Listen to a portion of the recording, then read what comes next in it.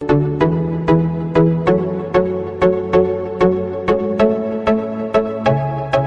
से रिक्वेस्ट है कि मेरी वीडियो को फुल देखें और बीच में नहीं, अंतिम में जो है हम बहुत रोचक बातें बताते हैं, बहुत अच्छी बातें बताते हैं, जिससे आपको 1 नंबर 2 नंबर सभी विषय से आ जाएगा। मेरा वीडियो से 1 नंबर 2 नंबर 3 नंबर आ जाएगा। इसलिए आप लोग से रिक्वेस्ट है कि मेरी वीडियो को फुल दें। सीटेट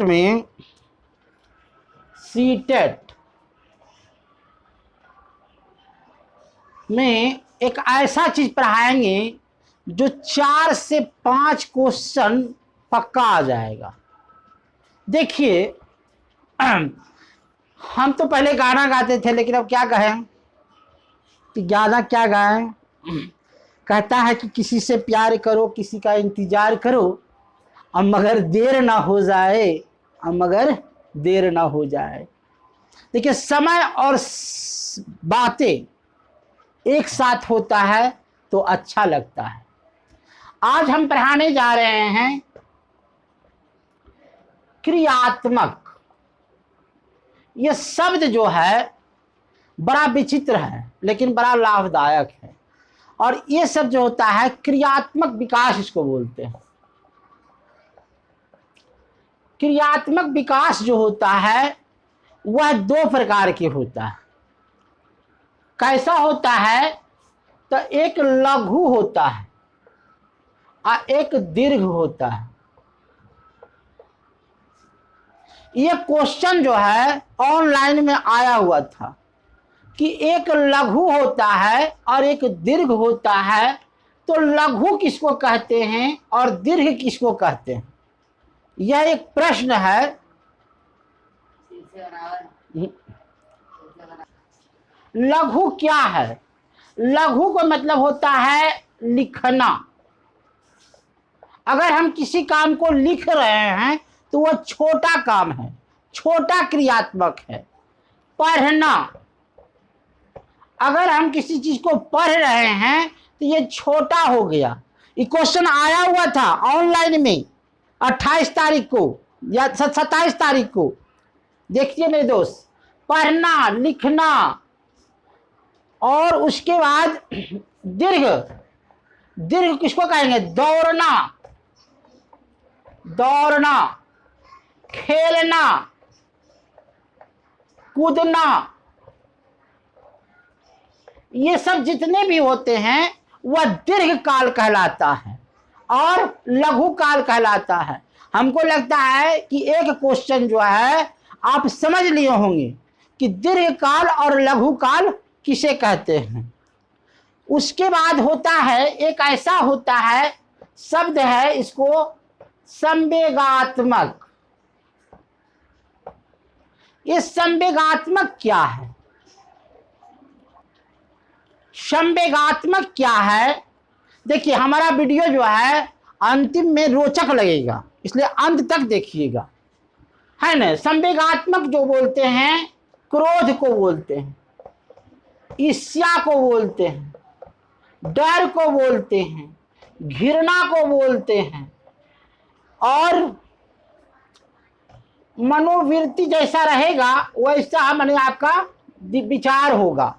तो कहने का मतलब हुआ कि अगर घर से आपको लड़ाई करके के आए हैं सीटेट देने के लिए, तो आपका मनोवृत्ति का मान विकृति जो है बगला रहेगा। डर से अगर आप किसी चीज को दे रहे हैं तो आपका मनोवृत्ति बिगड़ा रहेगा। एक चीज होता है शारीरिक। देखिएगा, शारीरिक विकास। ये शारीरिक विकास जो होता है एक परिणात्मक होता है। कैसे आप समझिएगा कि देखिए, मेरा हाथ जो है, ये मेरा हाथ है, तो इसका हम लंबाई निकाल सकते हैं। तो लंबाई का मतलब हुआ कि परिणाम इसका लंबाई हमको 3 फीट है, आ कि 2 फीट है, आ कि 1 फीट है, ये हाथ निकल जाएगा। उसके बाद आपको जो है ये पैर है या मेरा लंबाई है जो भी है, मैं 6 फीट का हूं या 7 फीट का हूं, ये परिणाम निकल जाएगा। लेकिन एक मानसिक विकास होता है, इसको कहते हैं मानसिक विकास। ये क्या होता है? इसको हम लंबाई नाप सकते हैं मानसिक विकास को, या कितना माने मानसिक विकास है आपकी, ये नाप सकते हैं? तो नहीं। इसकी क्या नापा जाता है? तो गुणात्मक, इसका गुणात्मक नापा जाता है। इसके गुण को नाप सकते हैं कि आप ये कितना विकास कर सकते हैं, कितना कर सकते हैं। तो अब देखिए, कहता है कि आएगा मजा अब बरसात का। देखिए, एक शब्द होता है सतत, और एक होता है व्यापक, और एक होता है मूल्यांकन। इस 3 शब्द को कोई समझ लेगा तो ही पार हो जाएगा, है न? इस 3 शब्द को जो समझ लेगा वही सब कुछ समझ लेगा। तो कहा कि आएगा मजा अब बरसात का। देखिए, सतत क्या है? सतत को कहते हैं निरंतर चलने वाला, इसको बोलते हैं निरंतर। ये देखिए, सतत, सतत बने होता है निरंतर, निरंतर विकास की प्रक्रिया। यह जो है विकास की प्रक्रिया जो है निरंतर चलते रहता है। और व्यापक जो होता है वह 2 प्रकार की होता है। एक सह शैक्षिक,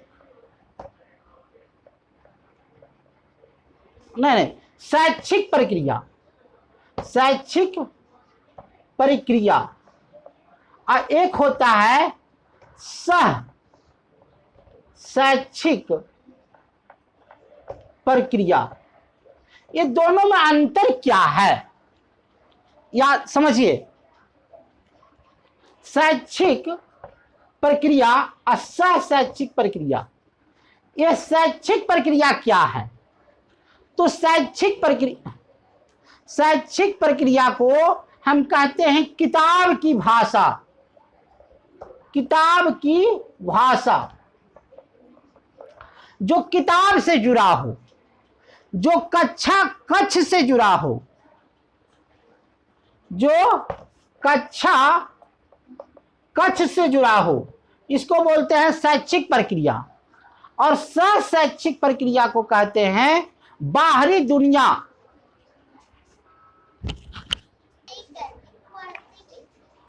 इसको कहते हैं, सह शैक्षिक को कहते हैं बाहरी दुनिया से जोड़ना। जैसे सजीव और निर्जीव किसे कहते हैं? तो हम किताब की भाषा में उसे कहेंगे जो सांस लेता है, उसको सजीव कहते हैं, और जो सांस नहीं लेता है उसको निर्जीव कहते हैं। और उसी को लड़का को कहेंगे कि चलो बगीचा में, और बगीचा में तुम नोट्स करो कि कौन क्या क्या चीज़ देखा जो सांस लेता है, और क्या क्या चीज़ नहीं देखा जो सांस नहीं लेता है। तो इसको कहते हैं व्यापक प्रतिक्रिया। और एक है मूल्यांकन। इस मूल्यांकन को समझिए। देखिए, मूल्यांकन को समझने के लिए आपको 3 प्रकार से चलना पड़ेगा। एक होता है, दिखाई दे रहा है जी? नहीं दिखाई दे रहा। ऐसा एक होता है मूल्यांकन। मूल्यांकन को 3 भागों में बांटा गया है, 3 भागों में, ठीक है। मूल्यांकन को 3 भागों में बांटा गया है। एक निर्माणात्मक, इसका दूसरा पार्ट होता है रचनात्मक, रचनात्मक। किसी भी वस्तु को हम पहले निर्माण करेंगे किसी भी वस्तु को हम निर्माण करेंगे, उसकी रचना करेंगे, और उसके बाद होगा संकल्पनात्मक।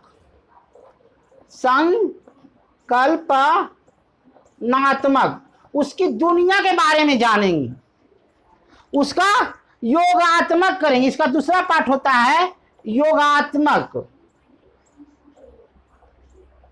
उसको संकल्पनात्मक, इसको दुनिया के बारे में जानेंगे कि कैसा है, इसकी रचना करेंगे तो कैसा होगा।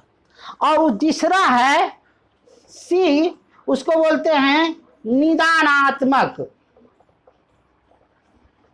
माने इसको जो है तो उपचारात्मक। ये सब जो है मूल्यांकन को समझाया गया है। ये हो निर्माणात्मक, जिसका मैंने निर्माण किया, इसकी रचना किया, रचनात्मक। और उसके बाद संकल्पनात्मक, इसकी संकल्पनात्मक करेंगे, योगात्मक जोड़ेंगे। और उसके बाद है निदानात्मक, कि इसकी निदान करेंगे, निदान के बाद इसका उपचार करेंगे, उपचारात्मक करेंगे। और एक है प्रतिपुष्टि, जना जी, प्रतिपुष्टि में कि बच्चा क्यों फैल कर गया, इसकी क्या कारण था, इसकी प्रतिपुष्टि करेंगे। तो जो है ये सतत व्यापक मूल्यांकन से पैदा हुआ। इसको बंद कीजिए। एक शब्द है योगात्मक। योगात्मक किसको कहते हैं? और एक शब्द है निर्माणात्मक। ये दोनों को समझिएगा तो एक नंबर पक्का बनेगा। देखिए, योगात्मक किसको कहते हैं? इसको बोलते हैं सीखने का आकलन। इसको बोलते हैं सीखने का आकलन। और इसको बोलते हैं सीखने के लिए आकलन। सीखने के लिए आकलन। ये दोनों में जो है आसमान और जमीन का अंतर है। आसमान और जमीन का अंतर है। देखिए, सीखने का आकलन, हमरे पास कोई बरियाती आया या राजा के पास बरियाती है, तुम उदाहरण से समझ लीजिए। राजा के पास बरियाती आया, एक सिपाही को कहा कि जरा देख के आओ तो बरियाती आया। सिपाही ने देखा कि बरियाती आ चुका है, राजा को कह दिया कि बरियाती आ चुका है। कहा ठीक है। फिर एक मंत्री को, जो उसका मंत्री था, प्रधानमंत्री, उसको कहा कि तुम देख करके आओ। तो उसने देखा क्या, सिपाही के क्या दिखा, उसने देखा कि सीखने का आकलन, माने बरियाती आ गया है। इस बात को राजा का पुष्टि किया, माने राजा को यह कहा कि बरियाती आ गया है। और मंत्री जब जाकर के देखा तो उसने कहा कि बरियाती आया हुआ है, उसमें 100 बरियाती है, इतना ऊंट है, इतना घोड़ा है, इतना हाथी है, इतना बैंड बाजा है, इतना अथी है। तो दोनों का अंतर हो गया। सिपाही खाली कहा कि हम बरियाती आ गया है, लेकिन मंत्री जो है उसकी व्याख्या किया। तो इस सबसे अच्छा रहेगा निर्माणात्मक। और शिक्षक के लिए क्या होगा? दोनों अच्छा रहेगा, योगात्मक और निर्माणात्मक दोनों। क्योंकि शिक्षक किसी बच्चा को देख करके आकलन समुच्चा नहीं लगा सकता है, उससे प्रश्न पूछेगा, उसका सामाजिक स्तर देखेगा, उसके बारे में जानेगा, तो वो सीखने का आकलन। इससे एक प्रश्न जरूर आता है।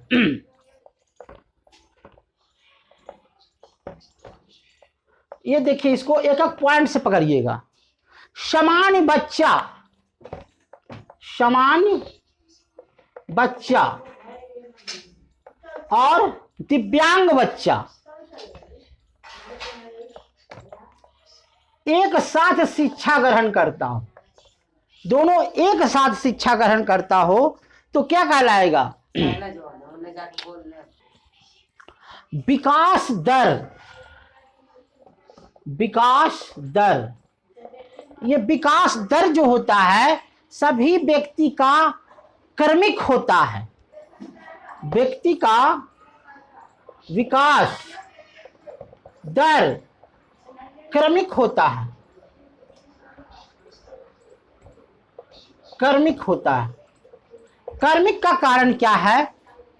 क्रमिक का कारण यह है कि पहले शैशवावस्था होता है, फिर बाल्यावस्था होता है, फिर चाहे कितना भी अमीर का बाल बच्चा क्यों नहीं हो, पहले शैशवावस्था होगा, फिर बाल्यावस्था होगा, तब किशोरावस्था हो। ऐसा नहीं है कि विकास का पहले डायरेक्ट जवान हो जाएगा।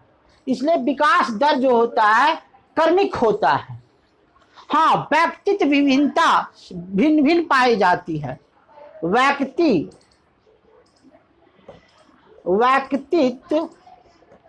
विभिन्नता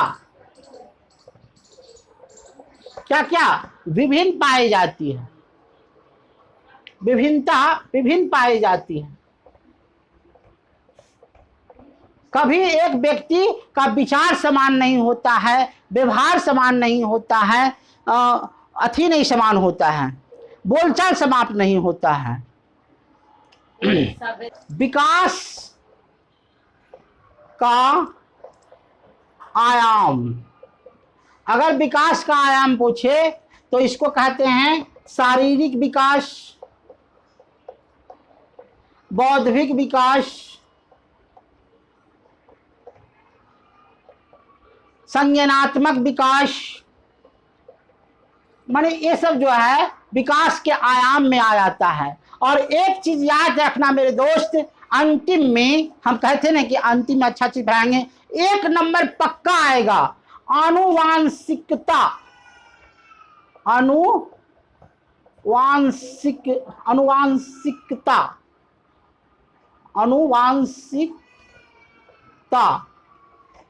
अनुवांशिकता और वातावरण, ये दोनों क्या है? अंतःक्रिया है। ये क्या है? अंतःक्रिया है। यही लास्ट हो गया। हमने कहा था कि आएगा मजा अब